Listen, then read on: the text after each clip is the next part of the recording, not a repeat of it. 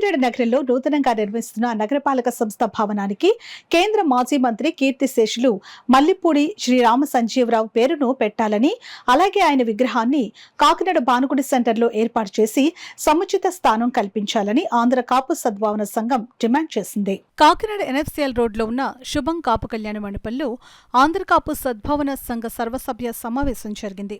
మల్లిపూడి కుటుంబంలో ముగ్గురు కేంద్ర మంత్రులుగా బాధ్యతలు చేపట్టి కాకినాడ అభివృద్ధిలో చెరగని ముద్ర వేసుకున్నారని సంఘం పేర్కొంది. ఆయన పేరు ఏర్పాటుకు కాకినాడ సిటీ రూరల్ ఎమ్మెల్యేలు తమ వంతు బాధ్యత తీసుకోవాలని సమావేశం కోరింది. ఈ సందర్భంగా రాష్ట్ర అధ్యక్షుడు వాసిరెడ్డి యేసుదాస్ మాట్లాడుతూ, మల్లిపూడి కుటుంబం 3 తరాలుగా కాకినాడ అభివృద్ధిలో భాగంగా ఉందని, అందువల్ల ఆయనకు సముచిత స్థానం కల్పించి గౌరవం ఇవ్వాలని కోరారు. ఈ సమావేశంలో కాపు సద్భావన సంఘం గౌరవ అధ్యక్షుడు బస్వా ప్రభాకరరావు, నాయకులు చిట్నేడి శ్రీనివాస్, అడపా ప్రకాష్ నాయుడు, జల్లు రంగనాయకులు, కెవి రత్నాలు, పేపకాయల నానాజీ, దాడిశెట్టి శ్రీనివాస్, దూడల నాగు, కొబ్బిశెట్టి శ్రీనివాస్, మాధవరపు తిరుమలరావు తదితరులు పాల్గొన్నారు. పల్లవరాజు గారు, పెద్ద పల్లవరాజు గారు, ఇటీవల దండి భాస్కర్ గారు బొమ్మ ఉంది, సెంటర్లో సర్కిల్లో పెట్టాలని ఏకగ్రహంగా తీర్మానం చేయడం జరిగిందని చెప్పి సందర్భంగా తెలియజేస్తూ, అదేవిధంగా కాకినాడ పట్టణంలో 50 వార్డుల్లో 45 వార్డుల్లో కాపు తెలగ బలిజ వంట కులాలు ఉన్నారు కనుక అన్ని వార్డు కమిటీలు వేసి, అదేవిధంగా రూరల్ నియోజకవర్గానికి కూడా నెక్స్ట్ మంత్ వెళ్ళేలాగా మా సంఘం అంతా ఏకగ్రహంగా తీర్మానం చేసింది.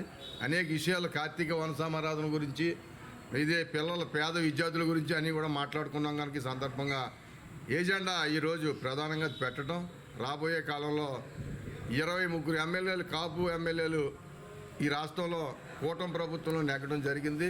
2 ఎంపీలు వారికి కూడా సన్మాన కార్యక్రమాన్ని ఏర్పాటు చేసేదానికి కూడా తీర్మానం చేసాం. ఆ డేట్ కూడా త్వరలో అందరితో మాట్లాడి ఫిక్స్ చేస్తామని చెప్పి సందర్భంగా తెలియజేస్తూ, రాబోయే కాలంలో ఈరోజు ఈ కూటమి ప్రభుత్వం రావడానికే కాపు తెలగ బలిజ వంట కులాలు ఏ పక్క ఉంటేనే ఆ పక్కే రాష్ట్రంలో గెలుపుని సాధిస్తూ ఉంది.